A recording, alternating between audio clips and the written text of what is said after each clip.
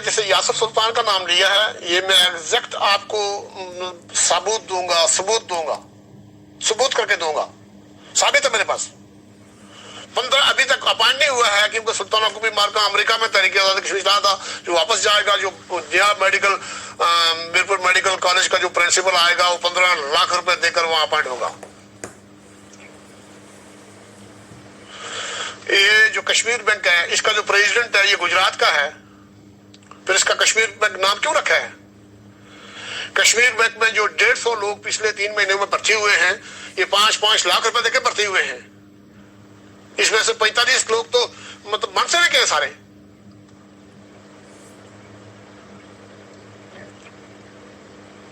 تو یہ چیزیں جو میں آپ کو بتا رہا ہوں، تو یہ کرپشن اتنی بڑھ گئی ہے، وہاں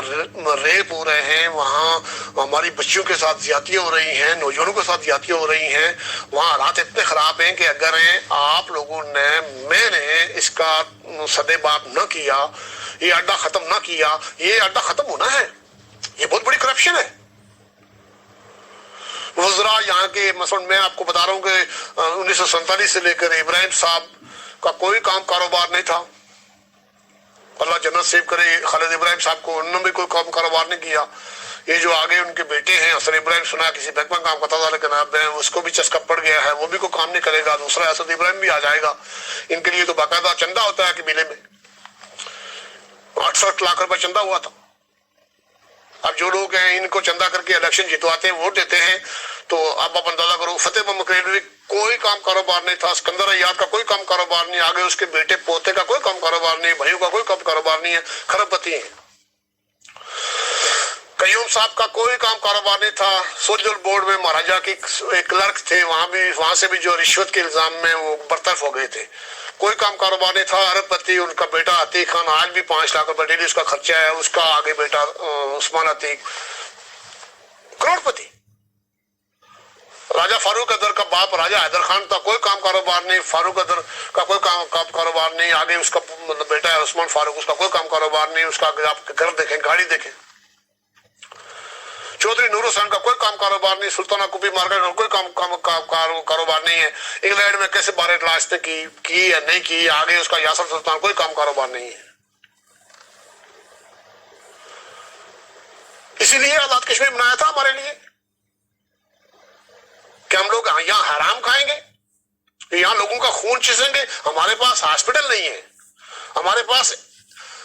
جو ہے وہ ایجوکیشنل جو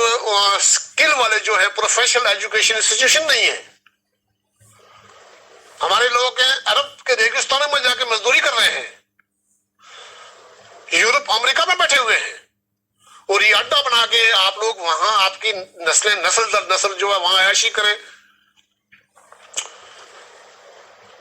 300 کے قریب تو پولیٹیشین بنے ہوئے ہیں وہاں، ایک حلقے سے 5 آدمی الیکشن لڑتا ہے، اور وہاں تقریباً 30-35 تو سیکرٹری ہیں، 30-35 تو ڈی آئی جی ہیں، 30-35 تو ایس ایس پی ہیں، اسی طرح 10 جو ہے وہ ڈی سی ہوں گے، 10 ایس ڈی ایم ہوں گے، تھانے دار ہوں گے، یہ تو ساری ایک ہی ٹیم ہے۔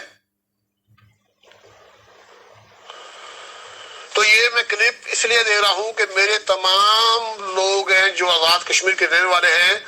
جو لوگ کرپشن کرتے ہیں، جو لوگ زنا کرتے ہیں، جو لوگ ارب پتی کھرب پتی ہیں،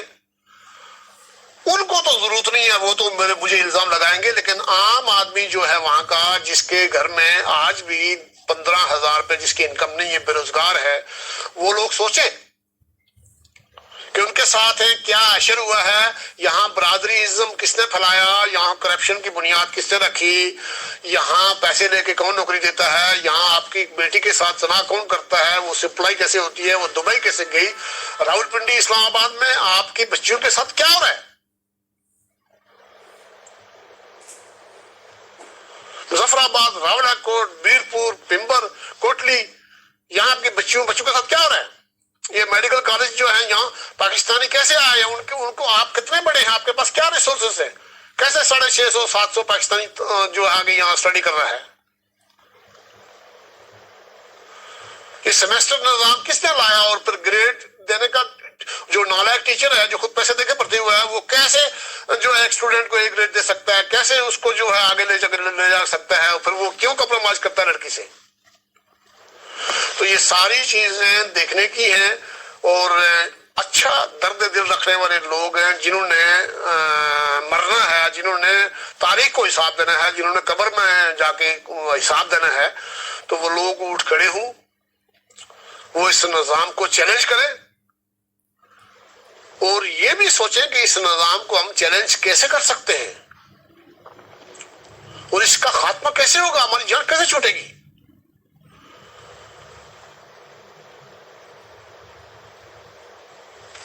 تو وہاں روزانہ پھر آئے روز ہم لوگ دیکھتے، آپ دیکھیں وزیر اعظم سابق وزیر اعظم آزاد کشمیر، سابق صدر آزاد کشمیر، اس کے لیے 4 جو ہے وہاں، ایک اس کا مالی، ایک اس کا ڈرائیور، ایک اس کا کک ہے، ایک اس کا گارڈ ہے، اس کا اسٹینوگرافر، 5 لاکھ روپے جو ہے اس کی پینشن ہے، میرے خیال میں 400 لیٹر اس کو جو ہے پیٹرول ہے، گاڑی اس کو ملتی ہے میرے خیال میں ہر 5 سال کے بعد ہے۔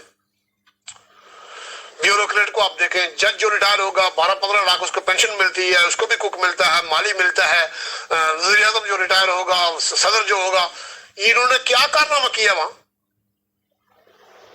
کیوں یہ ہمارے لوگوں کی حالت کیا ہے، اور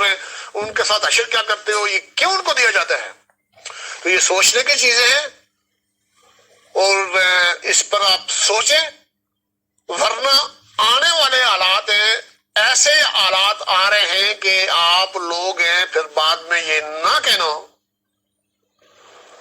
کہ ہمیں خبر نہیں تھی۔